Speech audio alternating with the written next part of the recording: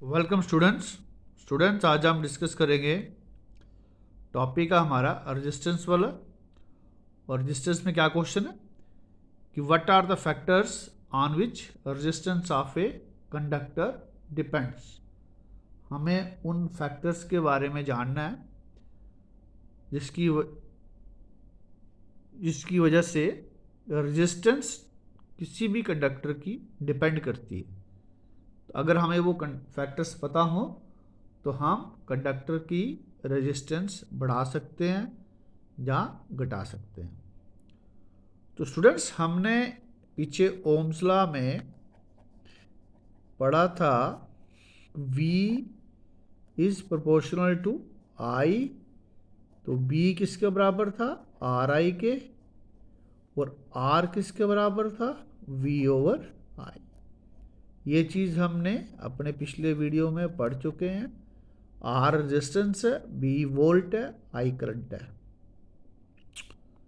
तो इसी लॉ को यूज करते हुए जब हमने कुछ एक्सपेरिमेंट्स किए तो हमने क्या पाया कि resistance of a conductor is directly proportional to the length of the conductor and inversely proportional to the area of the cross section of the conductor.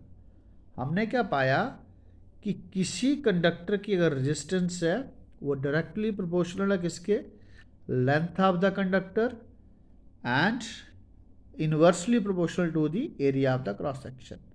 Length means let it be, ये मेरे पास conductor था तो इसकी जो लंबाई है वो length है। और area of the cross section क्या है कि ये जो उसका एंड पॉइंट है कंडक्टर का, जो उसका सर्कुलर डायमीटर बनता है, जो उसका सर्कुलर एरिया बनता है, उस एरिया को बोलते हैं area of the cross section. वो लंबाई के डायरेक्टली प्रोपोर्शनल है और area of the cross section के इनवर्सली प्रोपोर्शनल है। अब ऐसा क्यों? जैसे जैसे लंबाई बढ़ेगी तो इलेक्ट्रॉन्स को ज़्यादा चलना पड़ेगा, ज़्यादा लंबा मूव करना पड़ेगा, लंबा मूव करने के बाद रेजिस्टेंस बढ़ेगी। लेकिन जैसे जैसे मोटाई घटेगी तो इलेक्ट्रॉन्स को बाहर निकलने में ज़्यादा दिक्कत आएगी, तो रेजिस्टेंस बढ़ेगी। यानी कि area of the cross section छोटा होगा तो रेजिस्टेंस बढ़ जाएगी, area of the cross section बड़ा होगा तो रेजिस्टेंस कम हो जाएगी। That's why resistance of the conductor depend upon the length of the conductor and area of the cross section. जब हम दोनों इक्वेशंस को ऐड ऑन करेंगे तो हमारे पास कुछ ऐसा बनेगा, रेजिस्टेंस प्रोपोर्शनल टू L/A। अब हमने क्या किया, इस प्रोपोर्शंस को हटा देंगे, उसकी जगह एक कांस्टेंट ऑफ प्रोपोर्शनलिटी ऐसा साइन कुछ P के जैसा, इसको बोलते हैं रो। ठीक है, रो L/A आ गया। तो रो क्या है? रेजिस्टिविटी है। ठीक है, यानी कि कांस्टेंट ऑफ प्रोपोर्शनलिटी, इसको बोलते हैं रेजिस्टिविटी। तो रो क्या है? रेजिस्टिविटी। अब इसी रो को अगर हमने डिफाइन करना हो, ध्यान से देखना रेजिस्टिविटी को, तो कैसे लिखेंगे? RA/L। अब ध्यान से देखो, रेजिस्टिविटी का अगर रेजिस्टेंस की बात करूं तो इसका सिंबल है ओम, यानी कि इसका यूनिट है ओम। एरिया का यूनिट आता है स्क्वायर मीटर और लंबाई का मीटर। अब मीटर से स्क्वायर कट गया तो मेरे पास जो रेजिस्टिविटी का SI यूनिट बनेगा वो बनेगा ओम मीटर। यहाँ लिख सकते हैं SI unit of resistivity is ohm metre. तो आपके एग्जाम पॉइंट ऑफ व्यू से अगर क्वेश्चन में पूछा गया कि what are the factors on which resistance of a conductor depends, तो जितना हमने अभी पढ़ा है बस यहाँ तक ही लिखना है। इसके अलावा हमें कोई भी फालतू पॉइंट्स लिखने की ज़रूरत नहीं है। तो इसके आगे हम क्या करेंगे, कुछ और क्वेश्चंस भी पढ़ेंगे। फर्दर हम पढ़ेंगे classification of material on the basis of resistivity. तो रेजिस्टिविटी के आधार के ऊपर हम मटेरियल को क्लासिफाई करेंगे। तो रजिस्टिविटी के आधार सबसे पहले हम कंडक्टर्स देखेंगे, फिर सेमीकंडक्टर्स, फिर इंसुलेटर्स और सुपर कंडक्टर्स।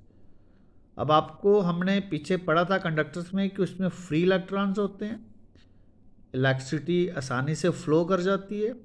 तो जब कंडक्टर्स हैं तो इनकी रजिस्टिविटी कैसी होगी, लो रजिस्टिविटी होगी। और सबसे अच्छे गुड कंडक्टर्स कौन से हैं जिसमें इलेक्ट्रिसिटी के लिए बड़े अच्छे, हुआ सिल्वर, और सिल्वर की रजिस्टिविटी सबसे कम होती है। सेमीकंडक्टर्स की बात करें तो इनमें फ्यू फ्री इलेक्ट्रॉन्स होंगे, यानी कि जितने फ्री इलेक्ट्रॉन्स कंडक्टर्स में मिलेंगे उतने यहाँ पे नहीं हैं। इट मीन यहाँ रजिस्टिविटी हमें ग्रेटर मिलेगी।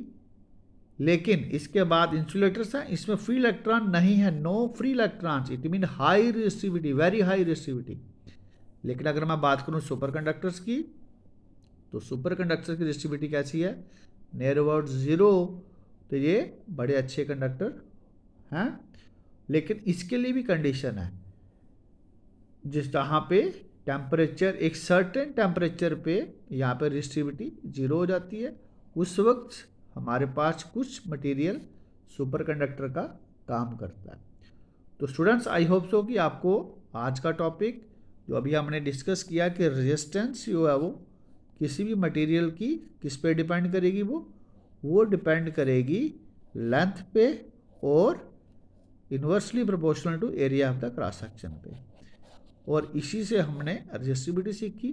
तो रजिस्टिविटी क्या थी हमारे पास, रजिस्टिविटी डिफाइन करेंगे अगर हम यहाँ पे, तो वो किसके ऊपर डिपेंड करती है, resistivity depends on the nature of the material.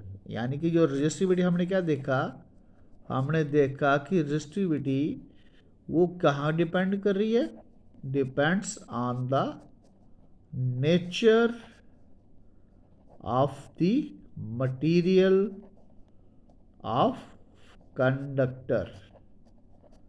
तो कंडक्टर है वो किस मटेरियल का बना है उसके ऊपर डिपेंड करती है। तो पेपर में अगर कभी रजिस्टिविटी के ऊपर 1 नंबर का एमसीक्यू आ जाता है और वहाँ पूछा जाता है कि रजिस्टिविटी किस पे डिपेंड करती है, तो आप भली भांति बता सकते हो अब कि nature of the material of the conductor पे डिपेंड करेगी कि रजिस्टिविटी कैसी है। तो आई होप सो कि आज के लिए बस इतना ही था। तो आप मेरे इस वीडियो को लाइक करोगे, शेयर करोगे, अगर चैनल पे नए हो तो चैनल को सब्सक्राइब भी करोगे। तो थैंक यू स्टूडेंट्स।